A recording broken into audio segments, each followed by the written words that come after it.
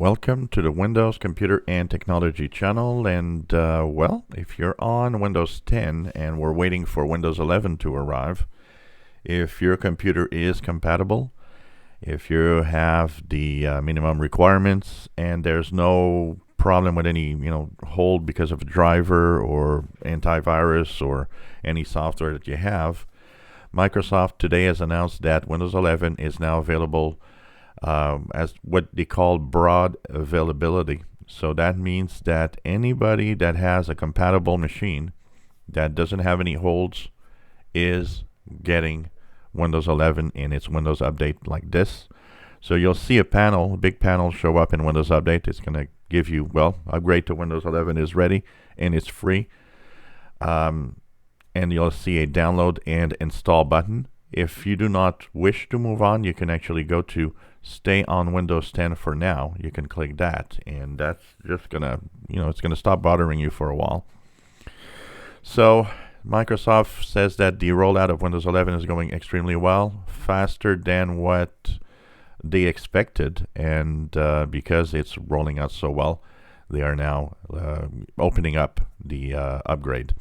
They say that this is actually faster than they thought. They didn't think that they would actually have broad availability that soon, but because of how well it goes and how many people have already upgraded, they are now sure that it's all right. Of course, they have the Windows Update kind of AI that looks at machines and upgrades and the telemetry behind it. So if you see it appear, it seems that it's safe. Don't forget that a lot of the people that have updated to Windows 11 and that have issues often are people that have, it was not available for them, but they forced updated. I always say that when there's a new version of Windows or even a new feature update, if it doesn't appear in Windows Update for you, just wait. It doesn't matter, just wait. But if it does appear, usually it means that you're all right and the upgrade should be safe. Pretty much everybody I know and everybody that I've seen go to Windows 11 all have a very safe and correct upgrade process. There's nothing wrong really with it. And like I said, a lot of people that have problems are either force upgraded, some are uncompatible, so they have incompatible machines. They don't have the minimum requirements, but they still install it. And, there's, of course, always a minimum of little problems here and there when there's an upgrade to a new version. Which is the standard, background noise, like I call it.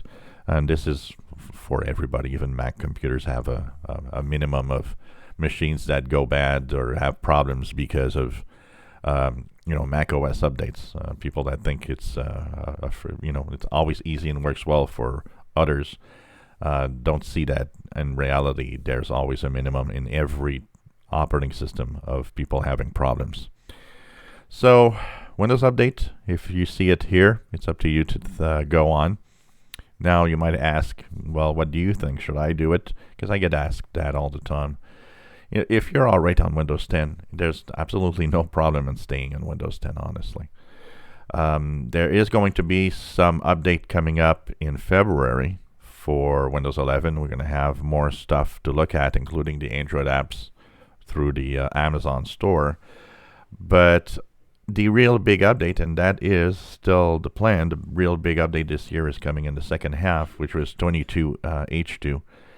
I would tend to say to everybody, well, you can wait until that big update where it's going to feel a lot more complete, basically, because even with what's coming next month, Windows 11 still has somewhat of a feel of some kind of unfinished work. But it is stable and it works fine, so it's up to you to go there or not. But Microsoft is now pushing this a little more. Once again, it's not a forced update. You have the option to download and install, or you can stay on Windows 10. And if you do install it and don't like it, you have 10 days where you can actually roll back to Windows 10. If you enjoy my videos, please subscribe, give us thumbs up. Thank you for watching.